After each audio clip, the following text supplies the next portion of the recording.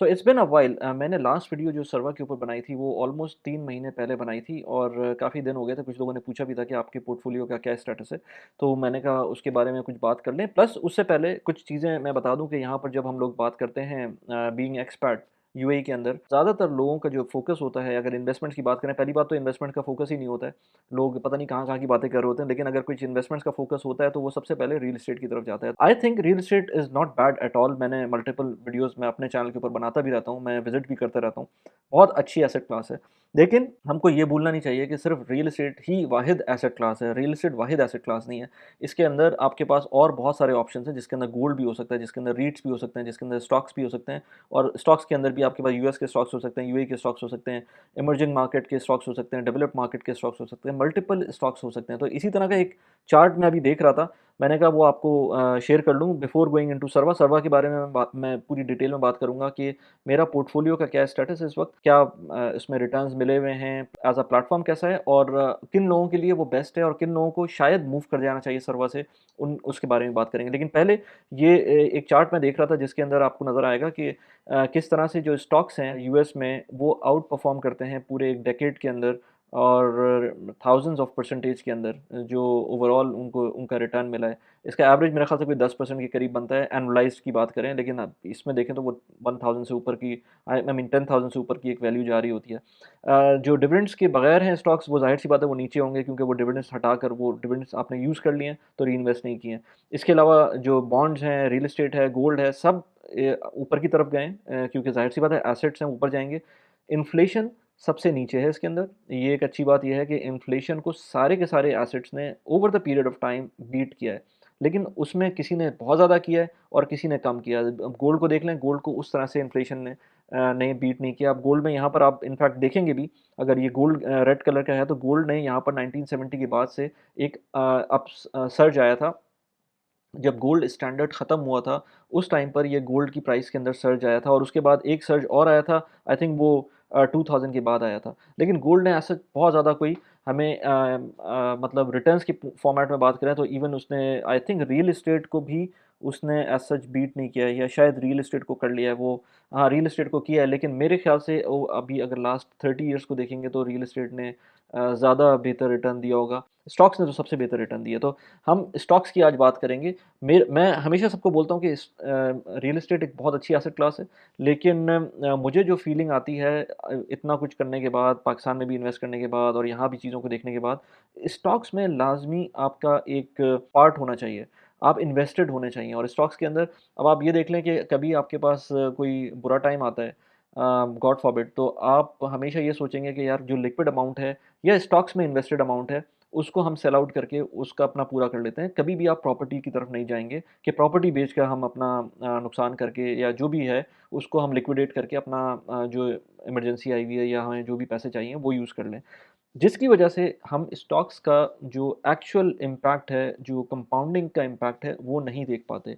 तो in any case एक और चार्ट मुझे नज़र आया था, जिसके अंदर 1985 से लेके 2020 तक का एक उन्होंने टाइम फ्रेम लिया था और उसके अंदर emerging market stock, international developed market stocks, US के स्मॉल कैप्स, रीट्स, यूएस के large cap, gold, high yielding US bonds, all US bond, ये सारे उन्होंने लिए और उन्होंने कहा कि एक हर साल को उन्होंने देखा कि मैक्सिमम इनका क्या प्रॉफिट मिला है और मिनिमम ये कहाँ पर गए हैं ड्यूरिंग दिस टेन्योर, उसमें किसी एक साल के अंदर मिनिमम और मैक्सिमम कितना इनको प्रॉफिट और लॉस हुआ है और एवरेज इसके अंदर क्या रहा है। तो आप इसमें हैरान होंगे कि इमर्जिंग मार्केट के स्टॉक्स जो हैं इस पूरे टाइम के अंदर 12.2% का रिटर्न दे रहे थे, बल्कि जबकि यूएस के जो लार्ज कैप हैं वो 9.6% का एवरेज रिटर्न दे रहे थे। लेकिन अगेन ये क्योंकि एक छोटा पीरियड है, आई वुड स्टिल से छोटा, क्योंकि 86 से लेकर अभी तक देखें तो ऑलमोस्ट 30 इयर्स है, 30 इयर्स से ज़्यादा ही है एक्चुअली, ऑलमोस्ट 40 इयर्स का पीरियड बन रहा है। लेकिन क्योंकि इसके अंदर 2020 तक था, तो इसकी वजह से प्रोबेबली इमर्जिंग मार्केट स्टॉक्स इसके अंदर नज़र आ रहा है 12%। अगर इसको हम पूरा 24 तक लेके जाएँगे तो डेफिनिटली यूएस के स्टॉक्स बीट करेंगे। तो अगेन टेन्योर की बात होती है, आपका जो टाइम फ्रेम है उसकी बात होती है कि आप किसके ऊपर देख रहे होते हैं। तो ये सिर्फ मैंने एक एग्जांपल के लिए ये चार्ट मैंने लगा दिया था। इन्वेस्टमेंट्स का जो मेरे हिसाब से एक इम्पॉर्टेंट टेस्ट होता है, वो होता है स्लीप टेस्ट। अब स्लीप टेस्ट क्या होता है? बेसिकली आपकी इन्वेस्टमेंट्स के साथ कुछ भी हो जाए, आपकी नींद ख़राब नहीं होनी चाहिए। अभी रिसेंटली एप्पल के साथ हुआ था कि मेरे मेरे मेरे कुछ स्टॉक्स होते हैं एप्पल के अंदर, तो अगर एप्पल के साथ जो अभी यूरोपियन यूनियन में फ़ाइन लगा था, आई थिंक $1 बिलियन का फ़ाइन था, और फिर यूएस के अंदर खुद यूएस गवर्नमेंट ने उन पे एक केस किया हुआ है कॉम्पिटिटिवनेस के अगेंस्ट, कि वो कॉम्पिटिटिवनेस नहीं है, उनकी सारी डिवाइसेस आपस में इतनी जेलन हुआ है कि वो उनका पूरा इकोसिस्टम के ऊपर उन्होंने सवाल उठाया हुआ है। तो उसके ऊपर उनका स्टॉक गिर गया था, तो 19 आई थिंक 195 का स्टॉक था, जो कि ऑलमोस्ट कोई 170 या उससे भी नीचे चला गया था। मुझे उससे कोई फ़र्क नहीं पड़ा, मेरी नींद ख़राब नहीं हुई, बल्कि मैंने कहा ये और नीचे जाएगा तो मैं शायद और ले लूँ, क्योंकि मेरा एक लॉन्ग टर्म होराइज़न है और एप्पल एक अच्छी कंपनी है। बाय द वे, इसके अंदर कोई इन्वेस्टमेंट एडवाइस नहीं है, अभी मैं अपना पोर्टफोलियो भी दिखाऊँगा, तो उसमें कोई मेरी तरफ से इन्वेस्टमेंट एडवाइस नहीं है। उसको आप सिर्फ़ मेरी तरफ से एक जो मेरी इन्वेस्टमेंट्स है वो आप देख सकते हैं, लेकिन मैं जिस तरह से कर रहा हूँ वो आप डेफ़िनेटली उसको रेप्लिकेट नहीं कर सकते, क्योंकि मेरा जो स्टेटस है या मेरा जो माइंडसेट है और मेरे जो सर्कमस्टांसेस हैं वो बिल्कुल डिफरेंट हैं, वो प्रॉब्ली आपके उस तरह के नहीं होंगे। तो आप सिर्फ उससे एक लर्निंग ले सकते हैं, लेकिन उसको एग्जैक्टली रेप्लिकेट नहीं कर सकते। अपार्ट फ्रॉम दैट, जैसे कोविड आया था, कोविड के अंदर सब कुछ ही नीचे चला गया था। तो उसके अंदर लोगों को स्लीपलेस नाइट थी कि उनके स्टॉक्स भी नीचे जा रहे हैं, जिनकी दुबई में प्रॉपर्टीज़ थी वो अच्छी खासी नीचे चली गई थी। लेकिन उस केस के अंदर तो सब कुछ ही ख़त्म हो रहा था ना, तो उसमें तो अगर आपकी इन्वेस्टमेंट्स जा रही थी, तो अगर आपकी जान बच रही है तो वो ज़्यादा इम्पोर्टेंट है, रादर देन आप अपनी इन्वेस्टमेंट्स को देखेंगे। लेकिन अपार्ट फ्रॉम दैट, वो तो एक डिफरेंट किस्म का एक सिनेरियो बन रहा था। लेकिन अपार्ट फ्रॉम दैट, जो जनरली बात करें, कोई एक एसेट क्लास नीचे जा भी रही है तो कोई इतना बड़ा मसला होना नहीं चाहिए, क्योंकि आपको डाइवर्सिफ़ाइड भी रहना है और आपने जो इन्वेस्टमेंट्स की हैं वो एक लॉन्ग टर्म के लिए की हैं। आपको उसके लिए परेशान नहीं होना चाहिए, ये स्लीप टेस्ट बहुत इम्पोर्टेंट है। अच्छा, अभी मैं सर्वा पिछले कोई 3 साल से यूज़ कर रहा हूँ मेरे ख़्याल से, और उसपे मैं इसी चैनल के ऊपर 2 ढाई साल से तो वीडियोज़ भी बना रहा हूँ। तो इसलिए मेरी पूरा ट्रैक आप देख सकते हैं कि किस तरह से मैंने सर्वा के ऊपर वीडियोज़ बनाई हैं। आई थिंक 21, 22, 23, इनफैक्ट 3 साल से मैं बना रहा हूँ प्रोबब्ली वीडियोज़ इसके ऊपर, सर्वा के ऊपर। तो मैं इसके ऊपर काफ़ी अरसे से इन्वेस्टेड हूँ और I have full faith on this, because बल्कि पहले मैं आपको बता दूँ कि इस वीडियो के अंदर मैं आपको क्या-क्या चीज़ें बताऊँगा सर्वा के बारे में। पहले तो ये बताऊँगा कि सर्वा है क्या, और इसकी सिक्योरिटी के बारे में बताऊँगा, क्योंकि मुझे क्यों इतना इस पे कॉन्फिडेंस है। और दूसरी बात ये कि इसमें जो प्लेटफ़ॉर्म्स हैं सर्वा के अंदर, विदिन प्लेटफ़ॉर्म के अंदर जो मॉड्यूल्स हैं, वो कौन-कौन से, सर्वा सेव, सर्वा ट्रेड, सर्वा इन्वेस्ट, वो किस-किस चीज़ के लिए यूज़ होते हैं, कैसे यूज़ होते हैं, किन लोगों को सर्वा इन्वेस्ट में यूज़ करना चाहिए, किन को सर्वा ट्रेड में इन्वेस्ट करना चाहिए, और किन को सर्वा सेफ के अंदर इन्वेस्ट कर देना चाहिए या उसको यूज़ करना चाहिए। सर्वा में क्रिप्टो भी है, वो मैं अभी ज़्यादा डिस्कस नहीं करूँगा, क्योंकि क्रिप्टो में मैं खुद भी इन्वेस्ट नहीं करता हूँ। फिर सर्वा इन्वेस्ट के लिए हम डीप डाइव करेंगे थोड़ा-सा उनकी वेबसाइट पे जाकर, ताकि उसके अंदर देखें, क्योंकि सर्वा इन्वेस्ट का पोर्टफोलियो है वो, उससे काफ़ी लर्निंग मिल सकती है, तो वो बहुत इम्पोर्टेंट है, वो हम देखेंगे। एक पॉइंट आएगा कि आपको शायद सर्वर से मूव ऑन करना पड़े, वो पॉइंट कौन-सा है, किन लोगों के लिए वो पॉइंट आ सकता है, उसके बारे में बात करेंगे। प्लस फंडिंग कैसे कर सकते हैं सर्वर की, अगर आप इस मुल्क से मूव करते हैं, किस मुल्क के अंदर ज़्यादा बेहतर है सर्वर यूज़ करना, ये सारी चीज़ें भी हम बात करेंगे। तो पहले हम बात करते हैं सर्वर है क्या? तो सर्वर बेसिकली यूएस स्टॉक्स को में इन्वेस्ट करने का एक प्लेटफ़ॉर्म है जो यूएई बेस्ड है और रेगुलेटेड है यूएई में दोनों एंटिटी से, दोनों मेजर एंटिटी से, जिसमें जो आपका डीएफएसए है, दुबई की जो फाइनेंशियल सर्विसेज अथॉरिटी है, और इसी तरह से एफएसआरए है, जो कि फाइनेंशियल सर्विसेज अथॉरिटी, जो एडीजीएम है अबू धाबी की, जो फाइनेंशियल सर्विसेज अथॉरिटी है। तो इन दोनों एंटिटी से ये रेगुलेटेड है। इसके अलावा जो आप इसमें पैसे इन्वेस्ट करते हैं, वो पैसे आपके सर्वर के पास खुद नहीं रहते, ये इनके जो कॉरेस्पॉन्डिंग बैंक्स हैं या जो इनके ब्रोकर्स हैं, वो उनके जो इंटरनेशनल ब्रोकर्स हैं उनके पास होते हैं। तो और वो जो ब्रोकर्स हैं वो बड़े-बड़े नाम हैं, let's say sorry Saxo bank है, और इसी तरह से अल्पाका है। तो ये जो ब्रोकर्स और बैंक्स हैं, ये बहुत बड़े बैंक्स हैं और ये इंश्योर्ड बैंक्स हैं। यानी कि इनका सम होता है वो इंश्योर्ड होता है अप टू $500,000, जो कि एक बहुत बड़ी अमाउंट है, जो कि बड़े-बड़े मुल्कों में भी इतनी बड़ी अमाउंट आपकी इंश्योर्ड नहीं होती है। तो अगर कोई ब्रोकर प्रॉब्लम में आता भी है, तो लिक्विडेट होता भी है, तब भी ये आपकी जो अमाउंट है ये इंश्योर्ड है। तो एटलीस्ट मैं इस पॉइंट ऑफ व्यू से, इतने रेगुलेशंस से पास करते हुए जब ये प्लेटफ़ॉर्म जा रहा होता है, तो मुझे उसमें डर नहीं होता। अभी रिसेंटली इन्होंने एक फ़ीस भी लगाई है, पर ट्रेड के ऊपर लोग उस पे कहते हैं कि यार अब कोई फ़ायदा नहीं है, लेकिन मेरे ख़्याल से आपको ये नहीं देखना चाहिए कि मेरे ख़्याल से फ़ीस लगना ज़्यादा बेहतर है, बजाय इसके कि वो जो प्लेटफ़ॉर्म बगैर फ़ीस के चल रहा था, तो वो कैसे चल रहा था? अपनी कॉस्ट कैसे कवर करता? तो उन्होंने $1 की जो फ़ीस लगाई है, मेरे ख़्याल से बिल्कुल सही है। और मैं डे ट्रेडिंग पे वैसे भी बिलीव नहीं करता हूँ, मैं लॉन्ग टर्म इन्वेस्टमेंट करता हूँ, तो मैं तो एक दफ़ा स्टॉक्स लेके भूलने वाला आदमी हूँ। कंप्लीटली तो नहीं भूलता मैं, लेकिन फिर भी एक एक पॉइंट पर मैं मतलब उतना नहीं ज़्यादा ट्रेड करता, तो मुझे उससे फ़र्क नहीं पड़ता। ख़ैर, अब बात करें इसके जो सर्वा के जो मॉड्यूल्स हैं वो कौन-कौन से हैं? तो सर्वा के मॉड्यूल्स के अंदर आता है सर्वा सेव, सर्वा इन्वेस्ट और सर्वा ट्रेड। सर्वा सेव के अंदर बेसिकली वो आपको 3% का प्रॉफ़िट देते हैं इन कन्वेंशनल अकाउंट, और अगर आपको हलाल अकाउंट लेना है या इस्लामिक अकाउंट लेना है तो वो 2.5% के अराउंड का प्रॉफ़िट मिलता है उसके अंदर।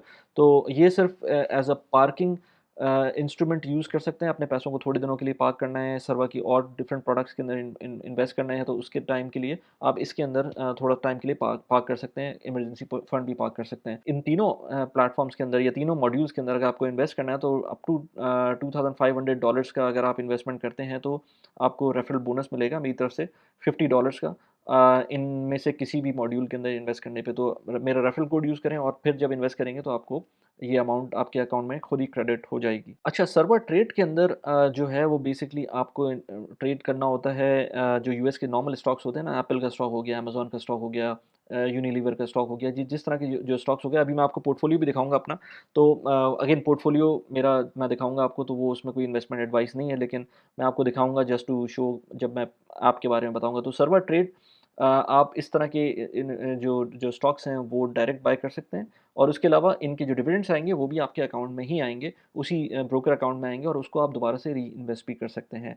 आपके जो डिविडेंड्स होंगे वो जो उसके ऊपर डिविडेंड्स टैक्स लगेगा वो होगा 30% का। इसको आप अवॉइड किसी सूरत नहीं कर सकते। कोई भी ब्रोकर ले लें, आपको 30% का जब भी यूएस के स्टॉक्स में इन्वेस्ट करेंगे आपको 30% का टैक्स लगेगा, अनलेस एंड अनटिल आप यूएस सिटीज़न हो, जो कि आप यूएस के अंदर रहते हुए किसी ब्रोकर में इन्वेस्ट कर रहे हो, किसी ब्रोकर के थ्रू इन्वेस्ट कर रहे हो।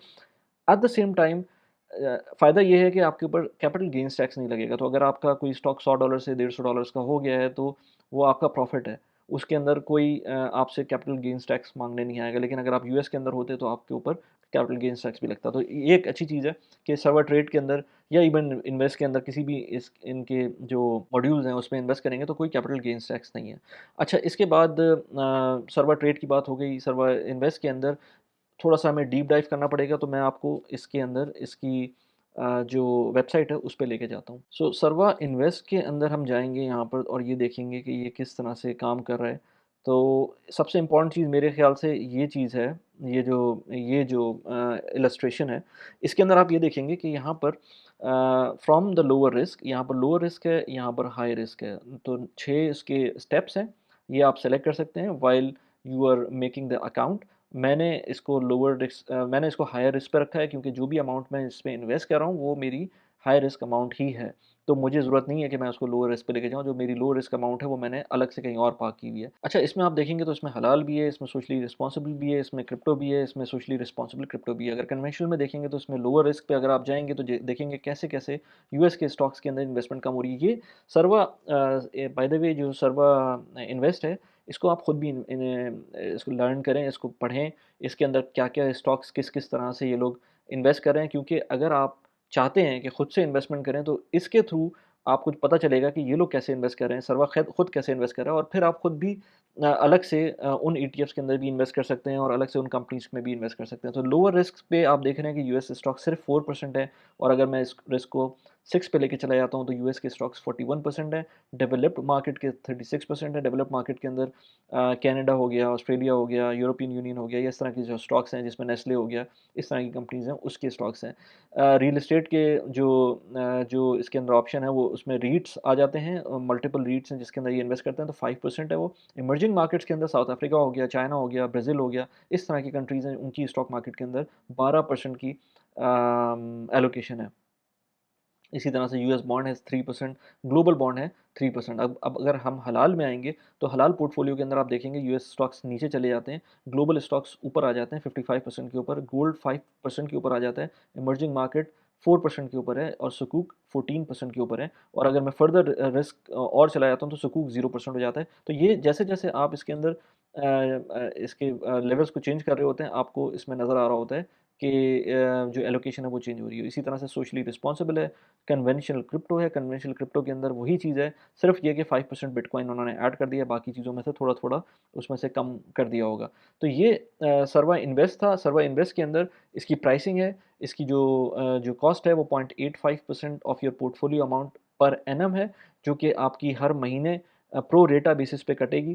फ़र्ज़ करें अगर आपकी 1000 लेट्स से $10,000 की इन्वेस्टमेंट है, तो आपकी जो टोटल अमाउंट बनती है वो $85 बनेगी साल की, और उसको डिवाइड कर देंगे मंथली, तो वो तकरीबन कोई $7 के करीब बनेगी, तो वो हर महीने $7 कटेंगे। मिनिमम $7 हर महीने कटेंगे, तो वो ये चीज़ें आपको पता होना चाहिए। अच्छा, इसमें $500 से मिनिमम बैलेंस बैलेंस से आप स्टार्ट कर सकते हैं, 0.85% उसका मैनेजमेंट चार्जेज़ हैं। प्रीमियम के अंदर 0.7% का चार्ज हो जाता है, कम हो जाता है, और प्लैटिनम के अंदर 0.5% का हो जाता है, और ये $100 की मिनिमम बैलेंस रिक्वायरमेंट होती है। इसमें भी उसी तरह से है, सर्वा ट्रेड के सर्वा इन्वेस्ट के अंदर की इसकी जो डिविडेंड्स होंगे, जिस तरह के भी डिविडेंड्स आते हैं वो 30% के ऊपर टैक्स्ड होंगे। अच्छा, अब एक चीज़ और ये कि सर्वा के अंदर सर्वा क्रिप्टो का भी ऑप्शन है। क्रिप्टो के अंदर अगर आपको इन्वेस्ट करना है तो इसके थ्रू कर सकते हैं। मैं क्रिप्टो में बिल्कुल भी इन्वेस्ट नहीं करता, तो मुझे नहीं पता कि इसके स्प्रेड्स कैसे हैं, गेन्स कैसे हैं, क्या है, तो वो मुझे कुछ भी नहीं पता। सर्वा क्रिप्टो से तो मैं बिल्कुल ही दूर हूँ। सर्वा के अंदर अगर आप इन्वेस्ट करते हैं, तो वो कौन-कौन से पॉइंट्स हैं कि आपके दिमाग में होने चाहिए, और किस पॉइंट पर आपको प्रोबेबली सर्वा से आगे की तरफ चले जाना चाहिए। क्योंकि सर्वा एक बेस्ट प्लेटफ़ॉर्म है, कोई भी नया बंदा आ रहा है उसके लिए, let's say up to $60,000, $70,000, even $100,000 तक मैं कहूँगा कि इतना बुरा प्लेटफ़ॉर्म नहीं है, अच्छा प्लेटफ़ॉर्म है। लेकिन जो कम अमाउंट है उसके लिए तो बेस्ट प्लेटफ़ॉर्म है, कि अगर $50,000-$60,000 तक की अमाउंट है आपकी, तो वो तो इसके लिए कोई मसला नहीं है। अच्छा, मैं ये क्यों कह रहा हूँ कि अप टू $60,000 लेट्स से, वो इसकी वजह एक ये है कि जो इस पे डिविडेंड्स पे टैक्स है वो 30% का टैक्स है। कैपिटल गेन्स टैक्स अगेन कोई भी नहीं है, लेकिन डिविडेंड्स के ऊपर 30% का टैक्स है। तो अगर फ़र्ज़ करें आपको आपका लेट्स से $50,000 का एक इन्वेस्टमेंट है, और आपको मिल रहा है रिटर्न 5%। 5% थोड़ा-सा ज़्यादा है, लेकिन लेट्स से 5% आपको रिटर्न मिल रहा है। क्योंकि मैं रिटर्न्स की बात कर रहा हूँ इन टर्म्स ऑफ डिविडेंड्स, तो डिविडेंड्स के रिटर्न्स इतने ज़्यादा नहीं होते। आपको जो रिटर्न्स मिलते हैं, ओवरऑल रिटर्न्स मिलते हैं, डिविडेंड्स प्लस उसके जो कैपिटल गेन्स होता है उसके रिटर्न मिलते हैं, जो कि हम यूएस की स्टॉक मार्केट में 8 टू 9% की बात करते हैं, लेकिन अभी हम बात कर रहे हैं सिर्फ डिविडेंड्स की। तो डिविडेंड्स की रिटर्न आपके फ़र्ज़ करें 5% है, तो आपको 50,000 की इन्वेस्टमेंट के ऊपर 2,500 का साल का एक एक डिविडेंड का अमाउंट मिलेगा। उस 2,500 की अमाउंट के ऊपर आपको 30% का डिविडेंड का टैक्स लगेगा। वो जो टैक्स है वो तकरीबन 7,000 सॉरी $750 है। अगर यही टैक्स 15% पे लगेगा, तो वो तकरीबन $375 होगा। तो ये अमाउंट बहुत ज़्यादा डिफरेंट नहीं है, लेकिन जैसे-जैसे आपका पोर्टफोलियो ग्रो करेगा, ये अमाउंट बढ़ती जाएगी, और एक टाइम आएगा जो आपको लगेगा कि यार ये अमाउंट ज़्यादा है, मैं बेहतर ये है कि ऐसी जगह चला जाऊँ जहाँ पर 15% का डिविडेंड टैक्स लग रहा है। अब जहाँ पर 15% का डिविडेंड टैक्स लग रहा है, वहाँ के कुछ कैविएट्स हैं। एक तो ये कि वो सिंपल ईटीएफ्स के अंदर आप इन्वेस्ट कर सकते हैं, किसी इंडिविजुअल स्टॉक्स में इन एनी केस नहीं कर सकते। अगर इंडिविजुअल स्टॉक्स में इन्वेस्ट करना है, जैसे एप्पल हो गया, अमेज़न हो गया, फिर तो आपको हर जगह 30% का टैक्स लगेगा, उसमें कोई फ़र्क नहीं पड़ेगा। लेकिन अगर आपको ईटीएफ्स में इन्वेस्ट करना है, तो उस केस के अंदर आपको सर्वा के अंदर अगर 30% लग रहा है, तो आपको आयरिश डोमिसाइल्ड ईटीएफ्स, अगर आप प्लेटफ़ॉर्म लाइक इंटरैक्टिव ब्रोकर में चले जाते हैं, तो वहाँ पर आपको 15% का डिविडेंड के ऊपर टैक्स लगेगा। अब उसका फ्लिप साइड क्या है? लोग कहेंगे कि यार फ्रॉम डे 1 आप इंटरैक्टिव ब्रोकर में चले जाएँ, क्यों आप 30% को टैक्स दे रहे हैं सर्वा को? तो उसका रीज़न ये है कि इंटरैक्टिव ब्रोकर में जैसे ही आप जाएँगे, आपको फंड्स ट्रांसफ़र करने में ऑलमोस्ट कोई 25 से $30 हर दफ़ा लगेंगे, जब भी आप फंड्स ट्रांसफ़र करते हैं, कभी-कभी ज़्यादा भी लग सकते हैं। तो उस वजह से आपको, और ये इंटरैक्टिव ब्रोकर की प्रेज़ेंस यूएई में है भी नहीं, तो आपको कस्टमर सपोर्ट उस तरह की नहीं मिलेगी जिस तरह की सर्वा में मिल सकती है। तो जो नया बंदा है उसको मैं कहूँगा कि जब भी आप इन्वेस्ट करें यूएई में रहते हुए, तो सर्वा इज़ अ बेस्ट प्लेटफ़ॉर्म। अगर आपको इन्वेस्ट करना है किसी भी तरह से, तो आपको कस्टमर सपोर्ट भी मिलेगी। जो फंड्स आप ट्रांसफ़र करेंगे वो अभी हम दिखाते भी हैं, ऐप में भी मैं दिखाऊँगा। जो फंड्स आप ट्रांसफ़र करेंगे वो विदाउट एनी फ़ी ट्रांसफ़र होगा, क्योंकि वो लोकल बैंक अकाउंट है यूएई में रहते हुए। हाँ, अगर आप जीसीसी कंट्रीज़ में और दूसरे कंट्रीज़ में हैं, वहाँ पर शायद ट्रांज़ैक्शन चार्ज लगे। लेकिन अगर आप यूएई में हैं, तो यूएई में आपको कोई भी ट्रांज़ैक्शन चार्जेज़ नहीं लगेंगे, अनलेस अंटिल आप डेबिट कार्ड यूज़ करते हैं। लेकिन अगर आप वायर करते हैं या आप लिंक कर देते हैं अपना अकाउंट, तो उस केस में कोई आपको चार्जेज़ नहीं लगेंगे। तो उस केस में देखें, अगर आप हर महीने सोचा हुआ है आपने $1000 इन्वेस्ट करेंगे, अगर आप वही $1000 इंटरैक्टिव ब्रोकर में इन्वेस्ट करेंगे, तो फिर आपको 25 से 30 $35 के करीब हर ट्रांज़ैक्शन पे चार्ज लगेगा। जबकि आप सर्वा में जब करेंगे, तो आपको ये 25 से $30 $35 ये नहीं लग रहे होंगे। तो डिविडेंड्स की जो अमाउंट है, वो आउटवे कर रही होगी जब आप ट्रांज़ैक्शन कॉस्ट को देखेंगे। तो इसलिए मैं कहता हूँ कि शुरू में आप सर्वा ही यूज़ करें, क्योंकि आपको पता है कि यार चलो 30% डिविडेंड पे टैक्स तो है, लेकिन मेरी ट्रांज़ैक्शन कॉस्ट नहीं है।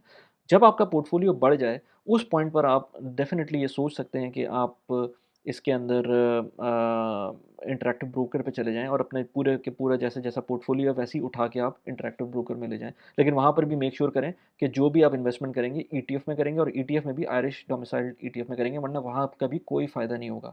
तो इसलिए इंटरैक्टिव ब्रोकर पे बाद में कभी मैं वीडियो बनाऊँगा। अभी इस वीडियो का जो टॉपिक है वो सर्वा है। अच्छा, सर्वा के बाद अब मैं आता हूँ, ये जो मेरा इसमें अकाउंट है सर्वा का, इसके अंदर आते हैं। इसके अंदर अब मैं यहाँ पर मैंने अपना अकाउंट खोल लिया है। यहाँ पर आपको नज़र आ रहा है मेरा पोर्टफोलियो $23,164। अच्छा, ये जो पोर्टफोलियो है, ये मेरा एक पोर्टफोलियो है। इस तरह की मल्टीपल पोर्टफोलियोज़ और भी हैं डिफरेंट ऐप्स के थ्रू, डिफरेंट प्लेटफॉर्म्स के थ्रू। ये मैं सर्वा के अंदर इस तरह से रखा हुआ है मैंने। इसके अंदर तीनों प्लेटफॉर्म्स के अंदर कुछ पैसे डले हुए हैं, सर्वा इन्वेस्ट में भी, सर्वा सेव में भी, सर्वा ट्रेड में भी। सर्वा ट्रेड में अगर पहले देख लें, तो सर्वा ट्रेड में 400 ऑलमोस्ट $4,300 का पोर्टफोलियो बन गया। 32.11% का सिंपल रिटर्न है। ये एनुअलाइज़्ड रिटर्न नहीं है, सिंपल रिटर्न है। अर्निंग्स है $1046। तो 2 साल के अंदर ऑलमोस्ट मेरे ख़्याल से मैंने 2 साल से इसको यूज़ कर रहा हूँ मैं। यहाँ पर आपको ये भी नज़र आएगा कि ट्रांज़ैक्शंस इसमें अगर आप देखेंगे, तो यहाँ पर आपको डिविडेंड्स भी नज़र आएँगे। यूनिलीवर का डिविडेंड्स है $6 का, माइक्रोसॉफ्ट का डिविडेंड है $1.71 का। तो इस तरह के डिविडेंड्स भी मिलते रहते हैं जब आप इन्वेस्ट करते हैं इसके अंदर। अच्छा, मेरी जो पोर्टफोलियो है आपको नज़र आ रहा है, एप्पल है, माइक्रोसॉफ्ट है, यूनिलीवर है, वॉलमार्ट है। ये इन 4 कंपनीज़ में मैंने सर्वा के थ्रू इन्वेस्ट किया हुआ है। अब अगर हम वापस जाते हैं और सर्वा इन्वेस्ट की बात करते हैं, तो सर्वा इन्वेस्ट के अंदर मैंने डॉलर कॉस्ट एवरेजिंग की है हमेशा। आप यहाँ देख रहे हैं कि जो सिंपल रिटर्न है इसका 13.52% का है, जो कि स्टार्टिंग फ्रॉम फरवरी 2022 है, और 2022, 2023, 24, हाँ, 2 साल हुए हैं एक्चुअली मुझको सर्वा में इन्वेस्ट किए हुए थ्रू सर्वा ट्रेड। और यहाँ पर आपको अर्निंग्स नज़र आ रही हैं, बाकी चीज़ें नज़र आ रही हैं। इसके अंदर आपको ये भी नज़र आएगा कि रिस्क लेवल मेरा क्या है, और ये सारी चीज़ें आपको इस तरह से सर्वा इन्वेस्ट के अंदर नज़र आएँगी। सर्वा सेफ के अंदर मैंने पैसे डाले हुए हैं, जस्ट मुझे कभी यूज़ करना हो, तो मेरे थोड़े बहुत मुझको प्रॉफ़िट भी मिल रहा है, और थोड़ा बहुत इसके अंदर से मैं जब भी इन्वेस्ट करना चाहता हूँ सर्वा इन्वेस्ट, सर्वा ट्रेड के अंदर, तो मैं यहीं से इन्वेस्ट कर देता हूँ। तो ये पूरा प्लेटफ़ॉर्म है, प्लस ये कि फंडिंग अगर आपको करनी है, तो फंड योर अकाउंट यहाँ पर आपको मिल जाएगा। सेटअप डिपॉज़िट्स भी कर सकते हैं, ट्रांसफ़र बिटवीन अकाउंट्स भी कर सकते हैं। जैसे मैंने कहा कि सर्वा सेफ से सर्वा ट्रेड में, या वाइस वर्सा, या जो भी है, जहाँ भी आपको करना है, ट्रांज़ैक्शन हिस्ट्री भी देख सकते हैं। फंड योर अकाउंट में अगर आप जाते हैं, तो सर्वा इन्वेस्ट के अंदर अगर आप जाएँगे, तो यहाँ पर मैंने अपना अकाउंट लिंक अप किया हुआ है। डेबिट कार्ड से पे कर सकते हैं, वायर कर सकते हैं। वायर के अंदर फ्री होगा, डेबिट कार्ड में चार्जेज़ होंगे, चार्जेज़ की अमाउंट आपको नज़र आ जाएगी, और उसके अंदर 1 डे लगेगा, और 2 टू 3 डेज़ लिंक करके लगेगा, और 2 टू 3 डेज़ वायर करके लगेगा आपके अकाउंट के अंदर। इसी तरह से अगर मैं सर्वा ट्रेड के अंदर इन्वेस्ट करता हूँ, तो सर्वा ट्रेड के अंदर भी इसलिए इंस्टेंट होता है, लेकिन कार्ड फ़ीस उसके अंदर लगेगी, जो कि अच्छी खासी है, तो मैं कभी भी टा कार्ड से पे नहीं करूँगा। तो ये इसके फंडिंग ऑप्शंस थे, ये सारी चीज़ें थी, तो मैंने कहा कि आपको ये थोड़ी-सी चीज़ें बता दूँ। इसके अलावा हाँ, एक क्वेश्चन जो हमेशा आता है वो ये कि अगर आप कंट्री लीव कर रहे होते हैं, तो उस केस के अंदर सर्वा का अकाउंट चलेगा? तो बिल्कुल सर्वा का अकाउंट चलता रहेगा। आप जिस कंट्री में चले जाएँगे, इनको डॉक्यूमेंट्स अपडेट कर दें, और आपका अकाउंट कंटिन्यू रहेगा। इवन पाकिस्तान में जो लोग चले जाते हैं, फंडिंग करना मुश्किल होती है दोबारा से, लेकिन अगर आपको रिट्रीव करना है पैसे, तो आइदर आपके यूएई बैंक में या पाकिस्तान के बैंक के अंदर ये ट्रांसफ़र कर देंगे। तो इसलिए बेहतर ये है कि इस अकाउंट को खुलवा लें, ताकि फिर बाद में कोई प्रॉब्लम्स ना हो। तो आई होप कि इस वीडियो के अंदर आपको सर्वा के बारे में चीज़ें समझ में आई हों। अगर किसी को कोई क्वेश्चन हो, तो प्लीज़ कमेंट में लिख के बताएँ। इस वीडियो को शेयर करें। जो लोग नए आ रहे हैं यूएई के अंदर, उनके लिए मस्ट है कि वो इन्वेस्टमेंट करें, किसी भी प्लेटफ़ॉर्म के थ्रू करें, अच्छे प्लेटफ़ॉर्म्स के थ्रू। लाज़मी ये है कि अच्छा प्लेटफ़ॉर्म होना चाहिए, जिसकी कोई क्रेडिबिलिटी हो, उसके थ्रू आप इन्वेस्ट करें। मैं मल्टीपल वीडियोज़ बनाता रहता हूँ पर्सनल फाइनेंस पे, प्रोडक्टिविटी के ऊपर। मैंने एक वीडियो बनाई थी recently, 9 mistakes which rich people make with their money. यहाँ पर उस वीडियो का लिंक लगा दिया। इसके अलावा मैं पॉडकास्ट भी करता रहता हूँ। पॉडकास्ट मैंने अभी रिसेंटली एक की थी कनाडा से रिलेटेड, यहाँ पर उस वीडियो का लिंक लगा दिया। कैसी लगी वीडियो प्लीज़ मुझे बताइएगा। Thanks for watching the video. Bye bye.